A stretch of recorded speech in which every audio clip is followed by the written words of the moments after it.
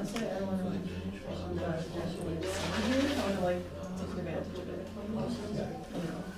No, it makes more sense. No, it makes sense to get some when it's cold. Yeah. More warm weather, even more warm weather. Yeah. I have a friend who was talking to me yesterday. He's from India.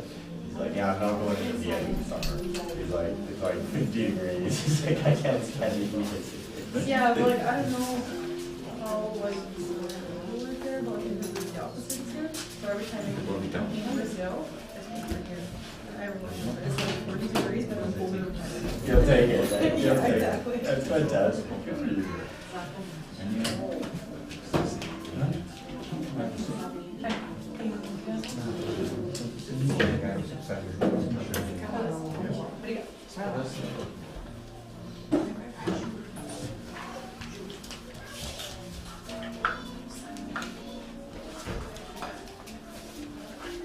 Ela estava aqui semana passada, estava aí, ela falou que talvez desse tempo.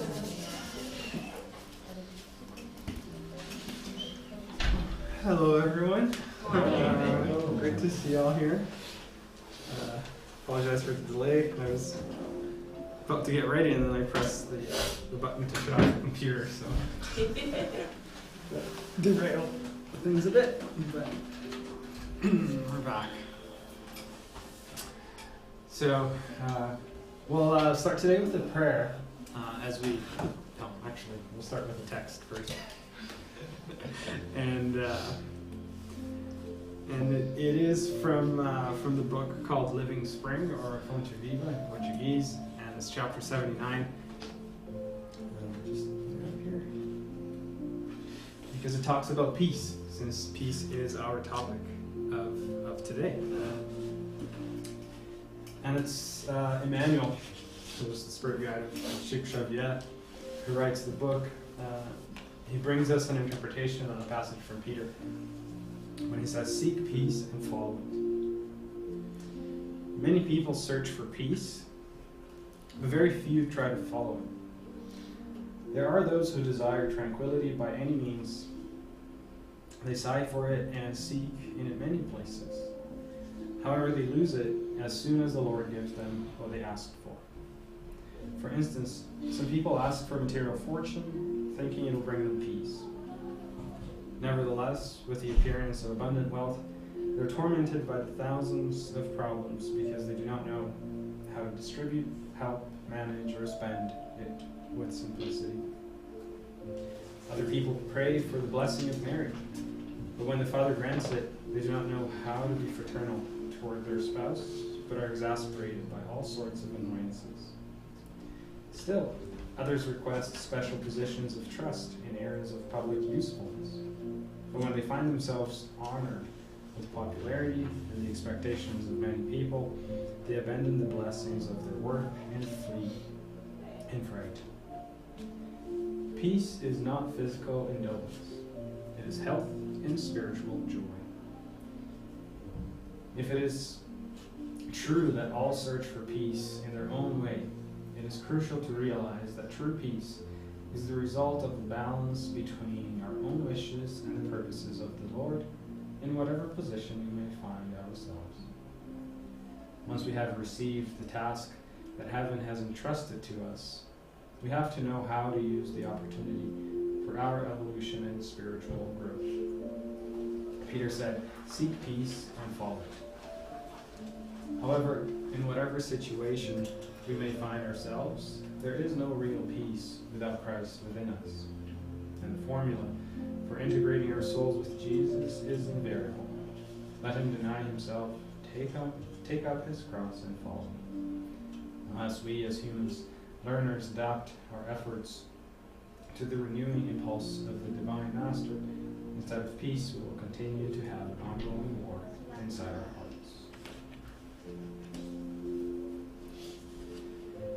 And for our prayer today, I'd like to invite some words from Emmanuel.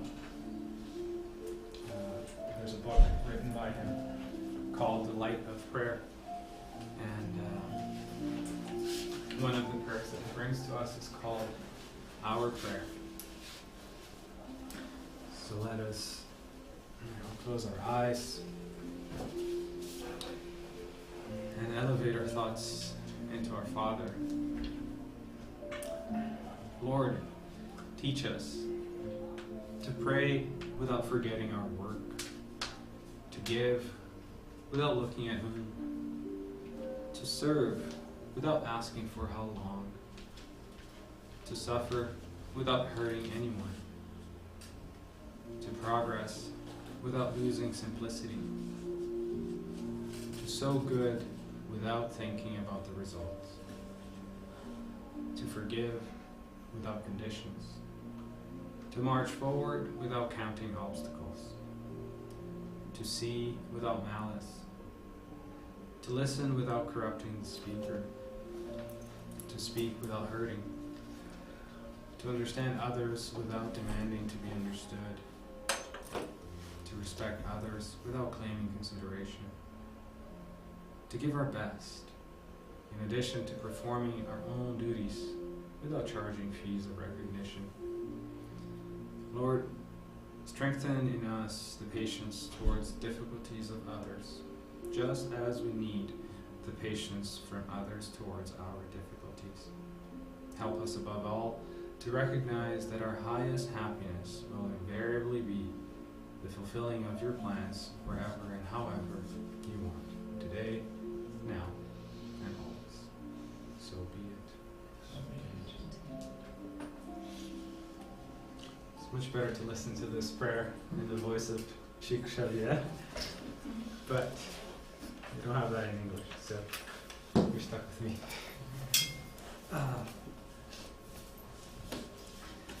So I'm glad to see we have a lot of people here today. We started with 3 and it just grew from there.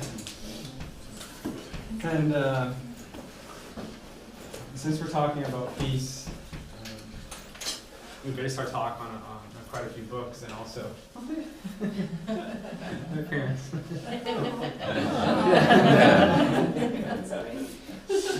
And so we chose to talk about peace because we think that peace is one of the things that humans yearn the most.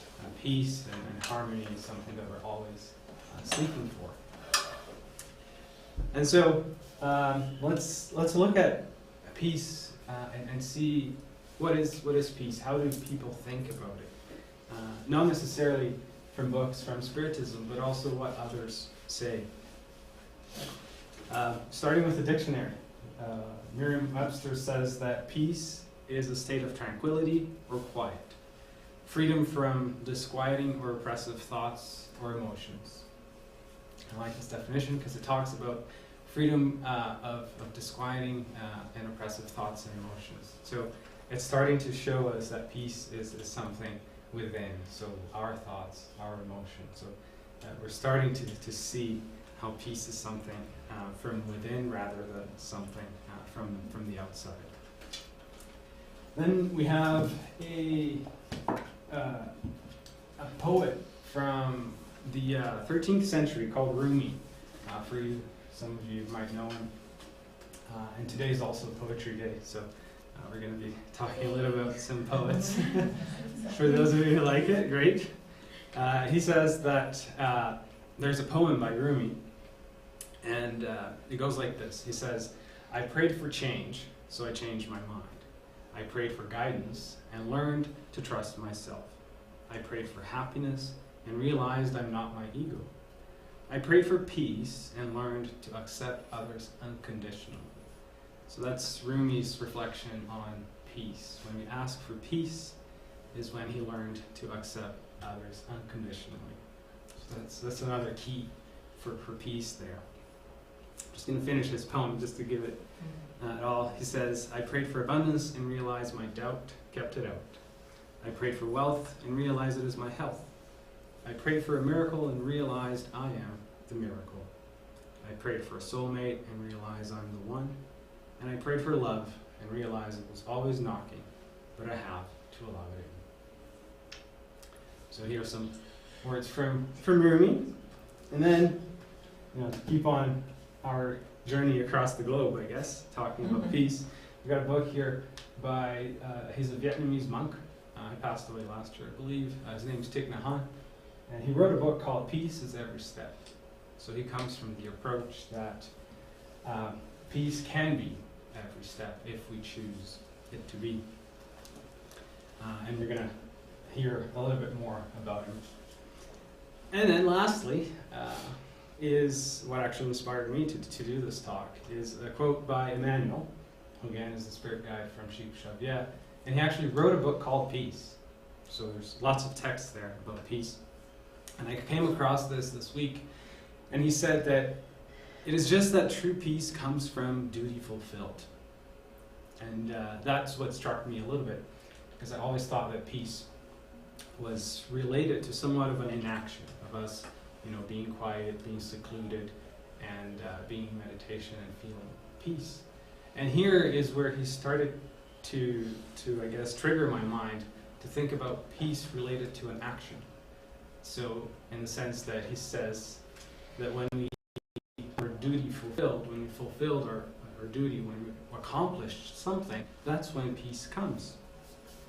So then, as we'll talk about today, you'll see how peace can be associated a lot more with action than with inaction. And then he goes on to say, or rather, it comes from the blessed struggle we sustain from our own spiritual improvement, trying to assimilate the light of Christ's teachings. Right? So, again, peace in that idea that is tied to our own spiritual improvement. Again, it's an action rather than inaction. You know what's funny? Yeah. I was thinking because I've never thought about like peace being something that comes from duty. Mm-hmm. But just came to my mind, for example, at work when we all have like always lots of responsibilities and to-do list. However, when you cross it, you feel like, I feel at least like so much peace inside of me, like, okay, I got it, I've done it. So like you accomplished a duty, Yes. right? So it kind of makes sense now to me. Good. Yeah, exactly. It was a different way of me looking at it, and as we realize it's something to do with an action, it comes also the idea that we have control over it, right? Because it's tied to the actions that we perform. And I'm blessed that Danny's here, because I have one picture of a dog, just one. But again, is to rephrase a little bit around peace. I myself had the idea that peace had a lot to do, again, with inaction, and our dear friend Emmanuel, he brings to us in this book called Vine of Light a talk about tranquility and about peace. And this comes from a passage from Jesus in John, when he said, I have told you these things so that in me you may have peace. And Emmanuel starts off by saying that the word of Christ is always based on the spirit of service, so that the disciples do not mistake, don't make mistakes in the chapter of tranquility. So again, tying the tranquility, the peace with action, with the spirit of service, bringing again passages from Christ. So this kind of summed it up for me, the idea that peace is tied to a spirit of service, our action, our improvements. Great. So now that we've introduced a little bit about peace, we're going to embark on a few other quotes from our dear poets here. Starting with Rumi again. If we were to think about, where can we find peace? And we can use peace sometimes interchangeably with love. To give some history on Rumi. He once, in one of his poems, he said that your task is not to seek love, but merely to seek and find all the barriers within yourself that you have built against it. So this, if we were to tie this to Spiritism, our dear spirit guide from Givaldo Pereira Franco, her name is Joana de Angelis, she also talks about how love, how peace, all these virtues, they lie within ourselves as seeds, right? So they're there. It's all about us removing all these barriers that we put so we can shine, so we can feel it. And we titled the talk seeking peace on purpose, because we'll see how, it's not about seeking peace, but it's about seeking the things that are preventing us from feeling it, from experiencing it. And Thich Nhat Hanh, again, going back to this little Vietnamese monk. In this book, Peace of Every Step, he's always, again, the entire book is talking about peace, how we can find peace in our daily lives. And he's pretty blunt when he says that peace is present right here, right now, in ourselves and in everything we do and see. Every breath we take, every step we take can be filled with peace, joy, and serenity. The question is whether or not we are in touch with it. We need only to be awake, alive, in the present moment to feel it. So that then renders the question, which is what he asks, what is preventing us from feeling peace right now? Usually here we're quiet, so it's a little easier to relate to peace, but if we were to think about our daily lives, our daily struggles, in that moment, what is preventing us from feeling peace? So that's a question we can ask ourselves next time we are feeling far from it. Is it is it something that perhaps we're afraid of? Is peace, is happiness something that we are afraid of? And this question actually comes from a very famous social work researcher in the United States and Texas. Her name is Brené Brown. She talks about how sometimes we're afraid of happiness and peace, and I can give an example to that, and I'm pretty sure a lot of us can relate to. If we are at one point, feeling that happiness or feeling that peace, a lot of times our minds go to, ooh, what's going to go wrong? Something's gonna go wrong. Something is going to happen. It's not normal. It's not normal. Okay, there's something weird. Something is going to happen, right?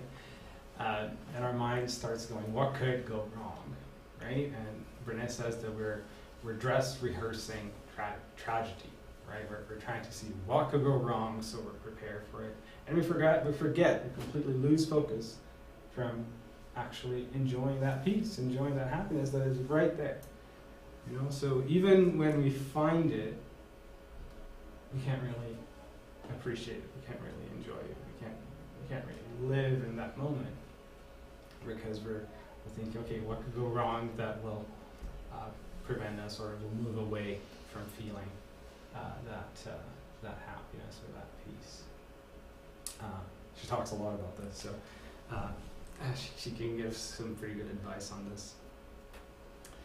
And then the last one that Thich Nhat Hanh brings to us, he has a text that talks about how our brains, we're really good at finding out what's wrong. We're really good at looking at someone and seeing something is wrong with them, their behavior is not correct, or looking at anything and seeing what's wrong.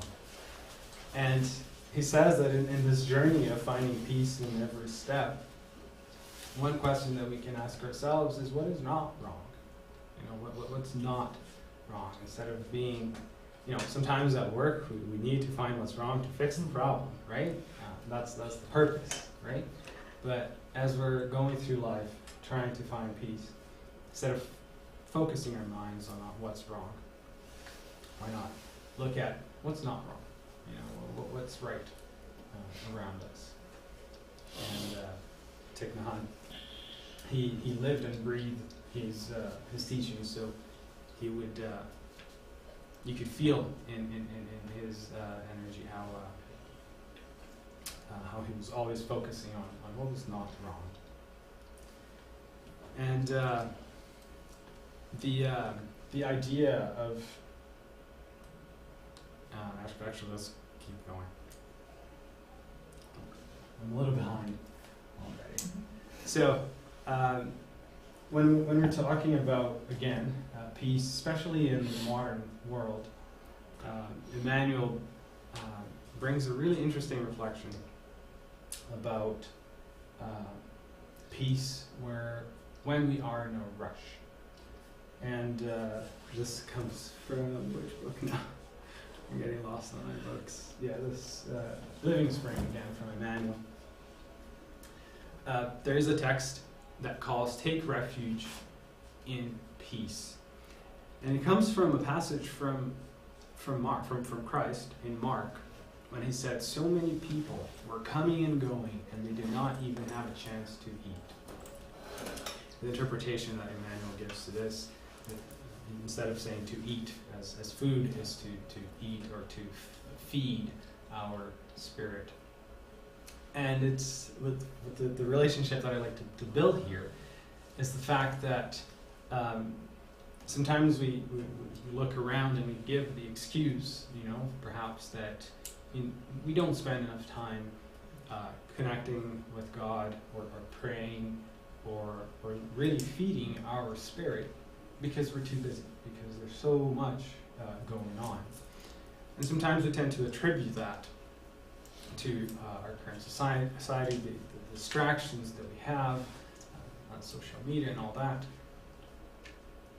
And I'd like to remind us that this was said by Jesus 2,000 years ago when they didn't have social media, they didn't have cell phones, and yet they were still rushed.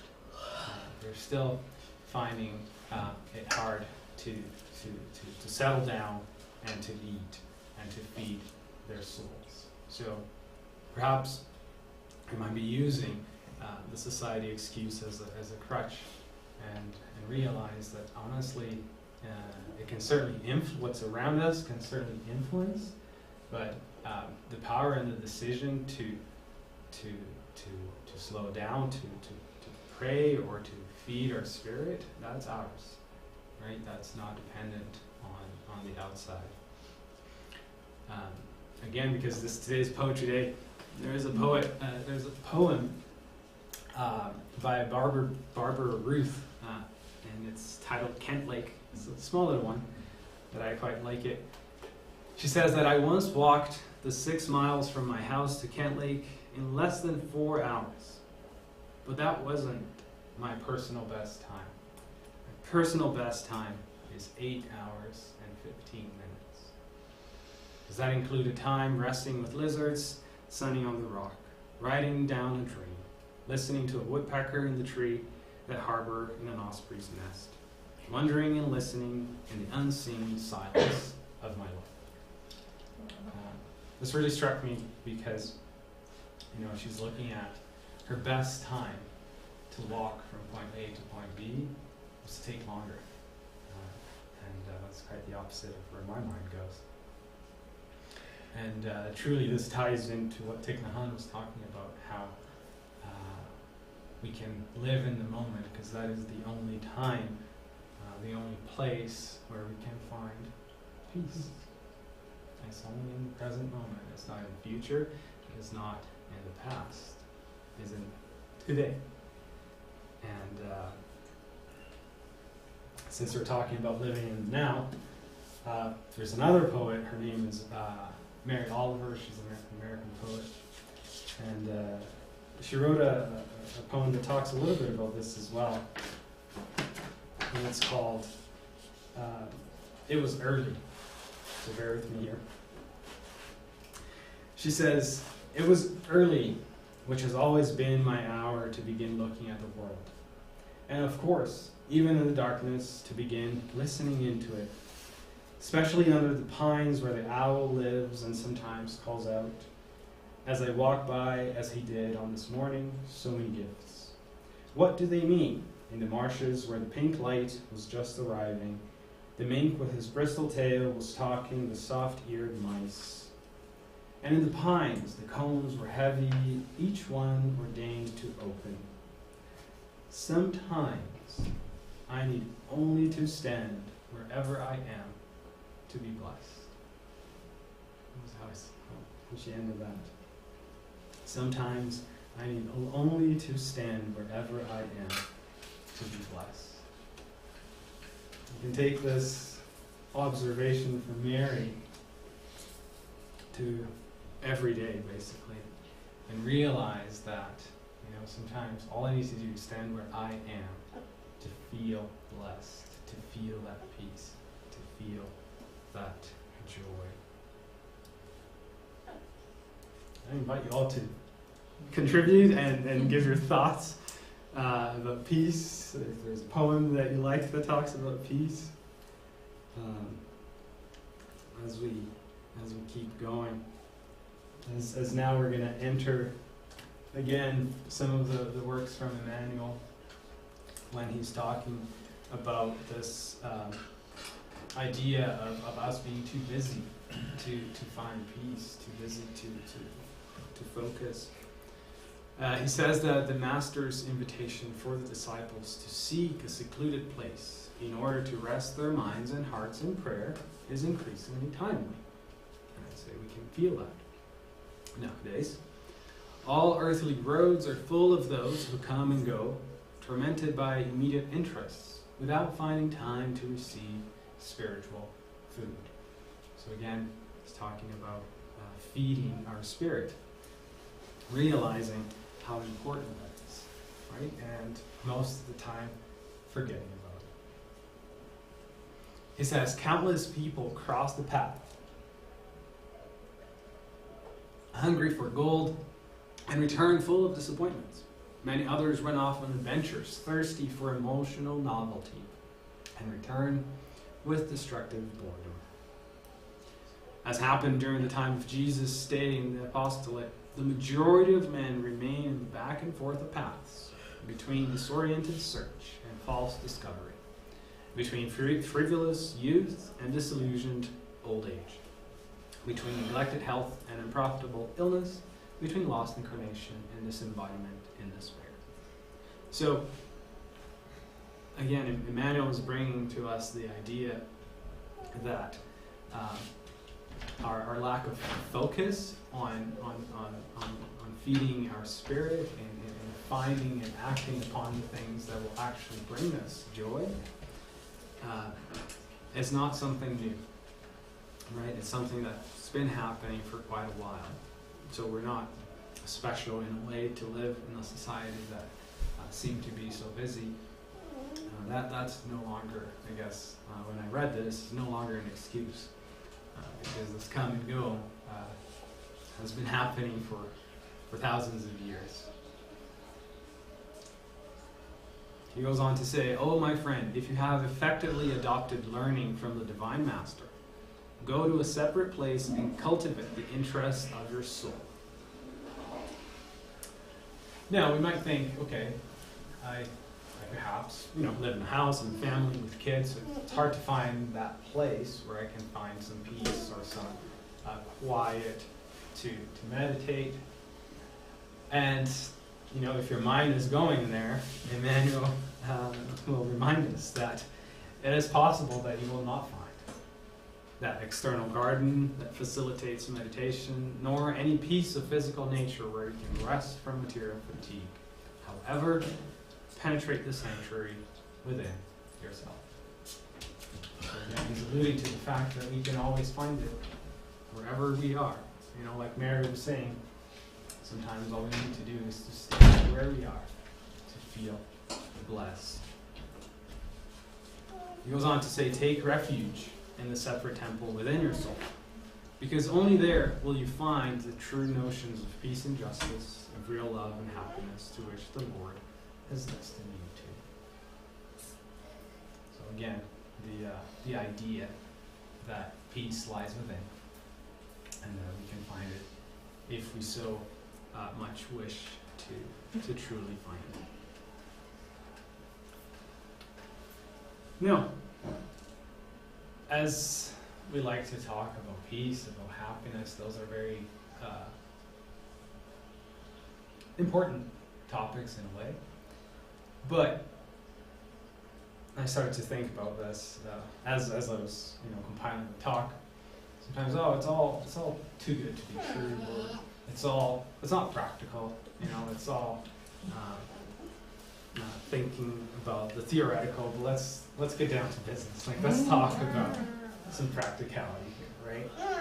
So then I started thinking, isn't this, talk about peace, talk about happiness a little too futile or too good to be true? We're thinking happiness or peace, that's just not possible in our lives, right? And I actually don't have a book here, but it's a book called The Spirit's Book by Fraternity. I think you all know. That one. Yeah, that one. It's right over there. So he actually thought about that too.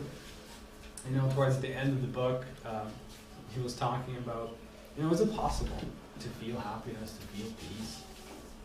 Or is our lives too chaotic that we can't, right? And so he asked the question. He said, some persons may find this advice somewhat futile. Won't they see them like the advice of happiness, of peace, too ordinary and too trivial? Won't they say that, the secret for happiness is just being able to endure our misfortunes and just, be with it? And the spirits actually answered this, again calling us for action. They said, many people adopt this view, yes, that say, happiness is just not for here. But some are similar to individuals who fall ill and demand to be cured without changing their habits. Although their physicians prescribe corrective diets, they continue the indulgences that aggravated their conditions in the first place. Okay, so here we can discuss a bit. It's the same thing that Anna was talking about. Oh, yeah? Yeah. Oh, nice. Very same thing. That's awesome.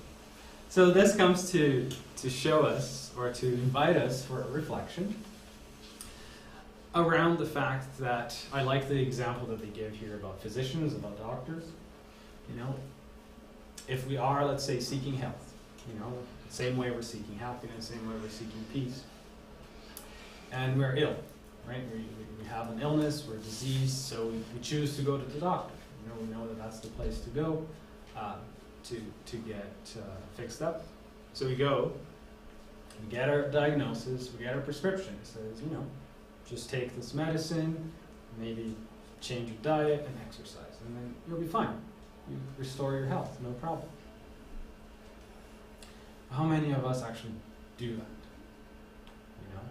So we're expecting to be healthy, and we have the recipe here. Just do that.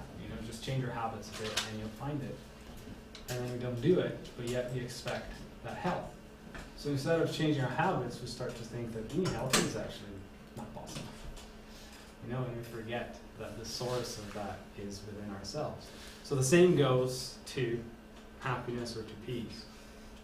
If we're expecting to find that happiness, to feel that peace, without changing any of our habits, we can wait for a really long time. Ain't not gonna happen.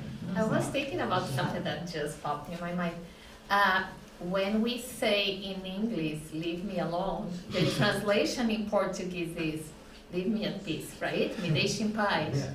Yeah. And then I was just making the connections. It's like you can only find peace alone. So this is a great translation. Leave me alone. It's just... Yeah. Go. On a different tangent. Yeah. When we think about, like Jesus' apostolate, and every time he cured someone, what did he say? Go and sin no more, meaning change your habits. So it's, when you expect the cure to fall from the sky, and even when it does, and there are examples of people that he cured that changed their lives, changed their habits. Mary of Magdalene is one of them. And there are others who just went back to doing exactly what they were doing before, and surprise, surprise, they got sick again. So it's another clear example. And when we talk about time as well, because we're like, well, nowadays it's all rushed, we don't have time. Not that long ago, we don't even need to think 2,000 years, but not that long ago, the workday was 12 hours. You would work 6 a.m. to 6 p.m. whenever there's daylight. And nowadays we keep fighting for like less and less. Oh, I want to 3-day work week. I want a 4-day work week. No, 40 hours is too much. Fine. But what are we doing with it, that extra time we want so much?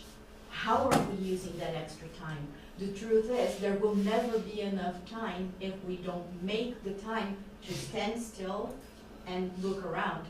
To have the best time is 8 hours instead of 4, because you are enjoying the journey, enjoying what you see on the way. You're stopping to feel it. Thank you. That's amazing. And I don't think I brought it here. There's a text by Emmanuel who says exactly that, especially about work. He says that we've reduced our amount of workload, yet we still have a lot of issues with finding time to fulfill or to feed our soul. So it's not necessarily the lack of time, but it's the lack of our discipline, it's the lack of our changing habits. And if you think like time is not something that you have, but something that you make, it always comes from you first. You gotta like open up and prioritize. Exactly what Renata said, like everybody has 24 hours in a day, so how come some people have time and some others don't? It depends on what is really priority to everybody and how you make time for those things that are indeed important. Yep, exactly. You can't want something and expect it just to fall from the sky, right?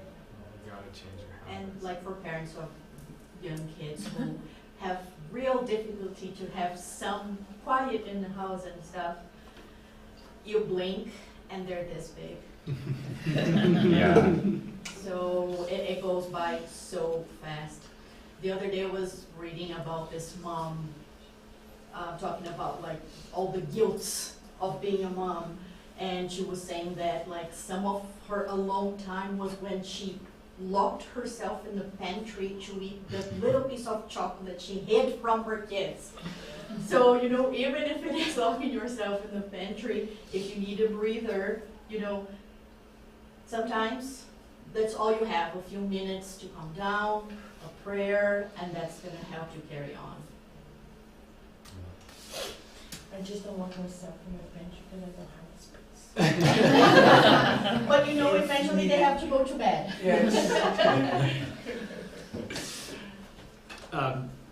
Along the same thoughts, there's a passage from Buddha actually, that it's a chat between Buddha and one of his disciples. And so Buddha says, so what would you like? What's your wish? And then the disciple says, I want peace. And then Buddha says, okay, so take out the I want, or take out the want, and you're left with peace. Win over your ego, that's the I.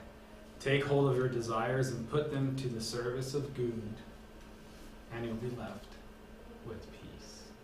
Right? So you can see from every angle, right? It's not the work of Christ and Emmanuel, but you have every angle talking about how peace is something within, and it involves action. It involves changing our habits. It's funny because we say, Victor, about unshakable faith. Yeah. But we are invited to have unshakable peace too, right? Mm-hmm. Because it's two things, it's within us, as any other virtues. But one of the things I find challenging, and also something that we're invited to, is not being influenced by people who are not in peace and can affect you. So then it's another invitation for you to be in peace regardless of what's happening around you.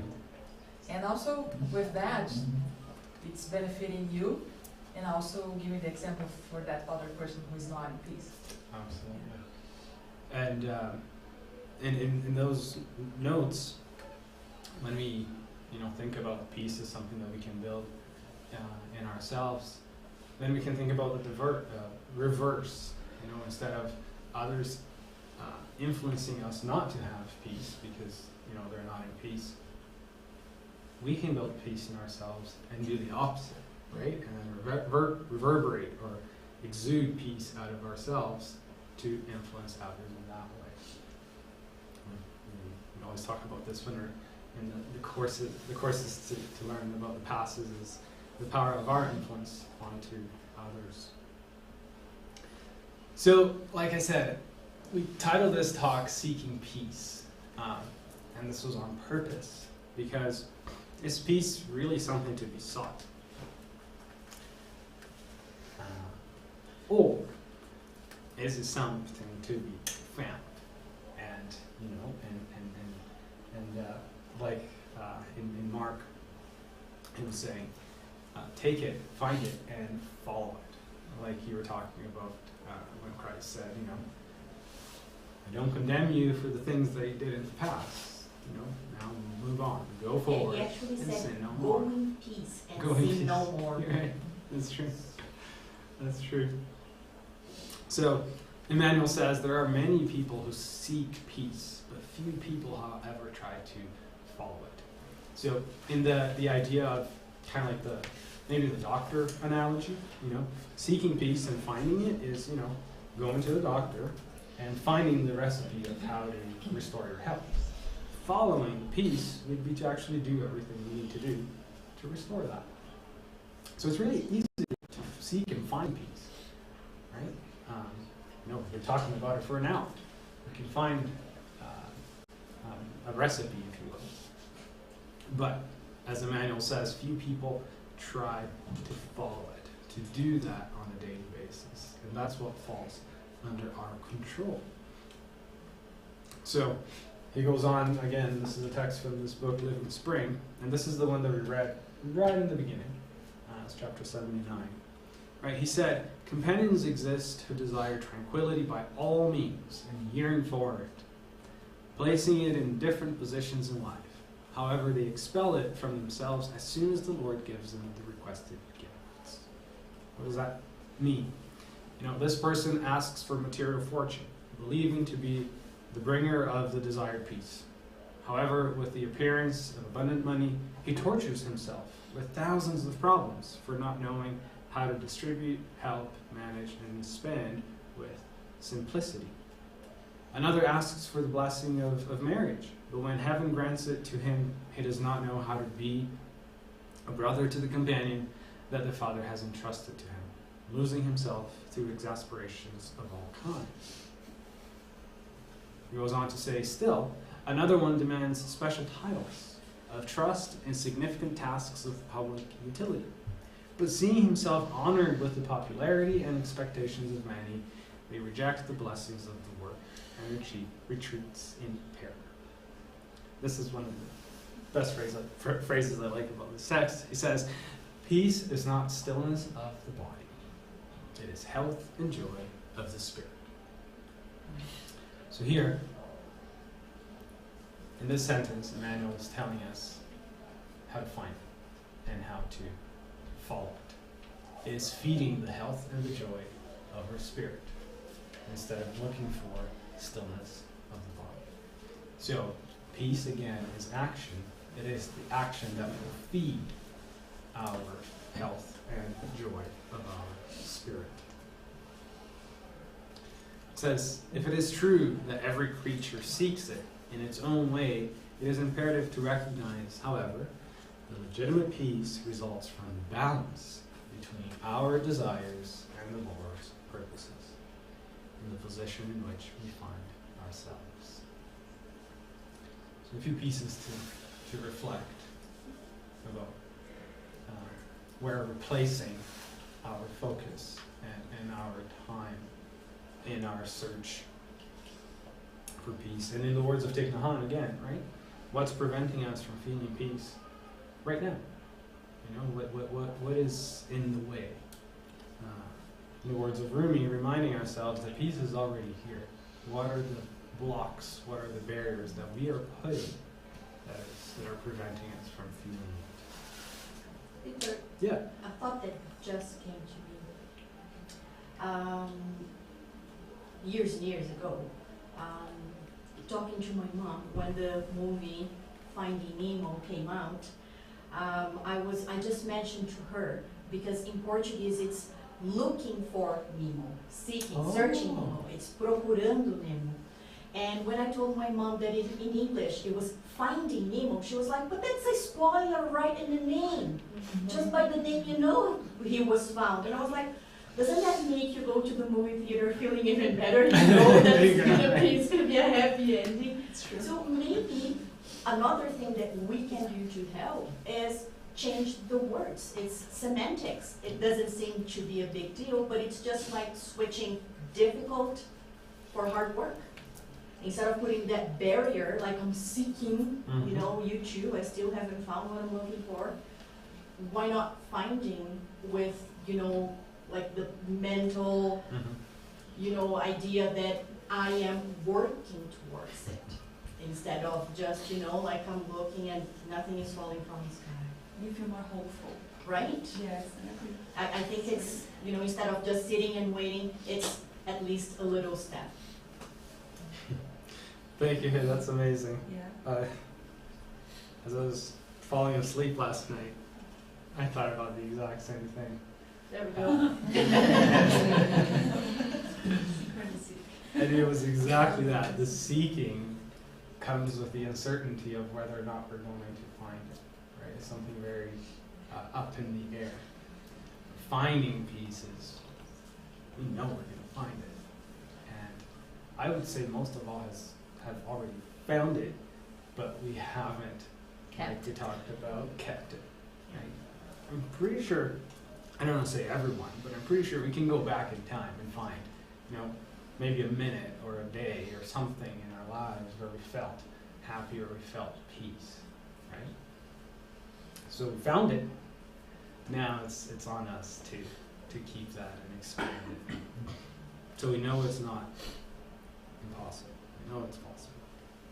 And Victor, if I could just add to a really insightful point you just made, Renata, is what may seem as something so small, actually even like scientifically, like linguists that study this, is actually quite profound. Our ability and our subconscious tendency to completely change our behavior solely based on the words that we use is actually quite palpable and significant. So much so that entire cultures, I mean, I heard a talk once about a number of examples, but the only one that, well, the easiest one to explain was this idea of the sun and the moon. For example, in Spanish, maybe in Portuguese, it's the same. The sun is considered is associated with a masculine article, and the moon with a feminine one. In German, it's converse. But when you talk to people to describe night and day, or when you talk to people describing what qualities or what conditions or what experiences are in these different points of time, they describe it, and they will associate in Spain or in Latin American speaking countries, Spanish countries, a number of masculine characters with the daytime and with the sun, and feminine characters with the moon and with the night, whereas the exact opposite applies for Germans. And she was using this as an example to show how people's entire psyches change solely based on the words that are being used. And so if an entire society can completely change how they view a certain item in our cosmos based solely on the words that they're using, imagine how much we impact that each and every single day by just the little words that we use, something being too difficult or something being overwhelming. And just that word, throwing it out there, is almost like going back to that exceptional reference that you made about the slide about it's literally all our barriers. How many barriers are literally just the words that we're constantly incorporating into the day and our perceptions as to what we are doing? And just by changing those, literally the entire path clears itself to accomplish all of these things in that very piece that seemingly is present at this very second day. It's a science, neurolinguistics. Yeah, good, touche. Thank you. And since we're talking about science, since there was a science word thrown out there, Emmanuel, and this works better in Portuguese, but he says that patience, the word patience, is the science of peace. If you know, and I'll speak in Portuguese just a bit. Oh, yeah. No, paciência é a ciência da paz. So peace is, or sorry, patience is the science of peace. So another indication of what we can work on for our peace is the patience, right? And we're going to talk very We always briefly. go back to that. Always go back to it, right? Patience. And we know one of the things that trial our patience, especially for the parents out there, is kids, right? And they're really cute. And I think that's what happens with us keep going and applying that patience. And so Emmanuel, in his reflection, and this is from the book Homo Sat, or Right Path. Yes, thank you. He says that, in understanding patience, the science of peace, do not look for peace from a distance, as it resides within. He goes on to say, patience is not inactivity. It is a state of understanding. I found that beautiful too. Because it is, if you go back to what Rumi was saying, he said, I prayed for peace and I found the understanding of others' difficulties. So again, patience or peace is not inactivity, but it's a state of understanding. As soon as we understand the difficulties that others might be going, that kind of brings a new renewal to our patience. And now we can feel more patient when we understand others. And you said 13th century? Yes. Yeah, he's a Persian poet from the 13th century. Way ahead of me. And then Emmanuel keeps going. He says, patience is not a cushion for us to surrender to the sleep of inertia, but rather a safe support for us to learn to walk. So again, bringing this idea of patience or of peace that is always tied to an action. It's always tied to something that we can produce, that we can make, that we can change a habit. And in that same sense, there is a passage from, and I think this is the last book I'll bring, I promise. This is a book from Andrea Luis. It's called Action and Reaction, or Cause and Effect. And it's one of my favorite out of the entire collection. There's 13, I believe. And it's at the very end of chapter 18.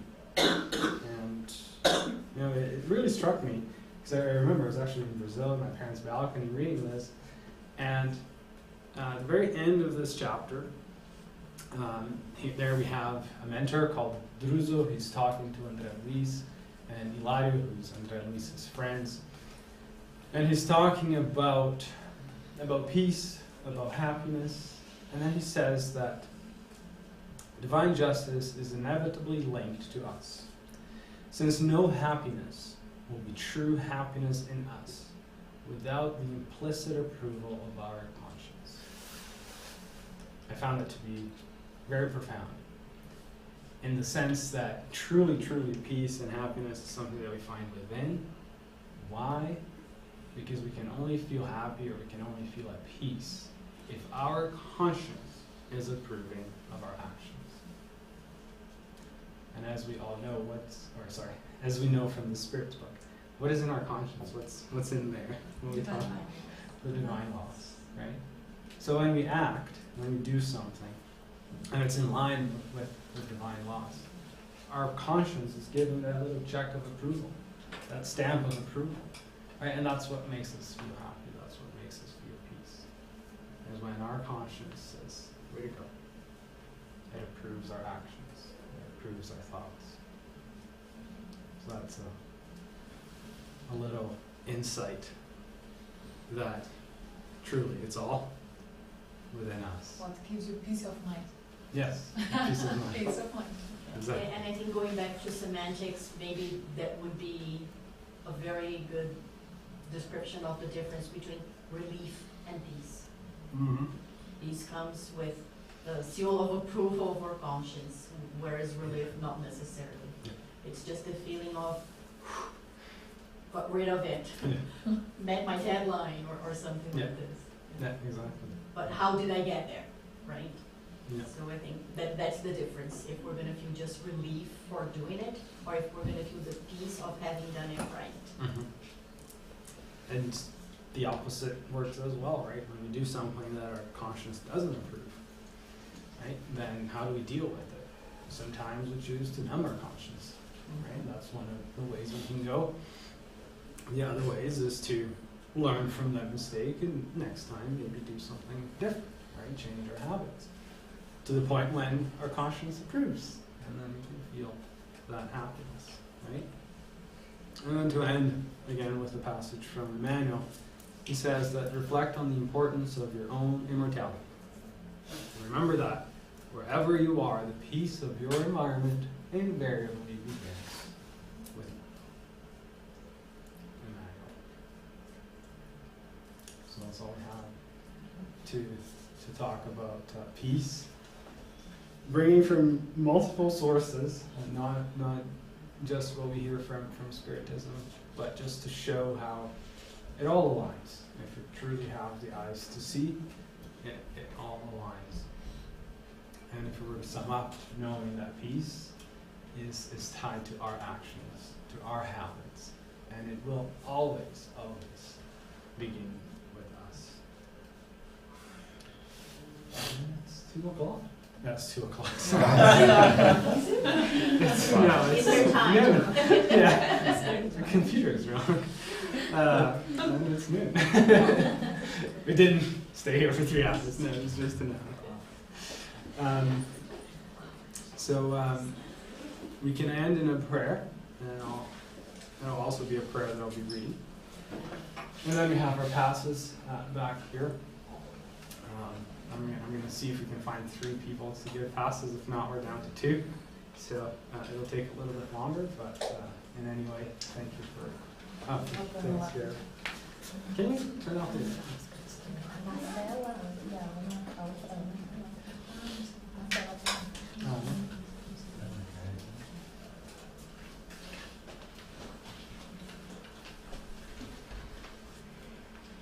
Beautiful shirt.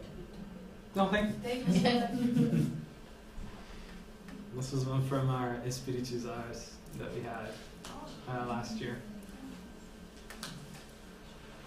And this shirt, actually, on the back, is something written that I'll read to you in the prayer.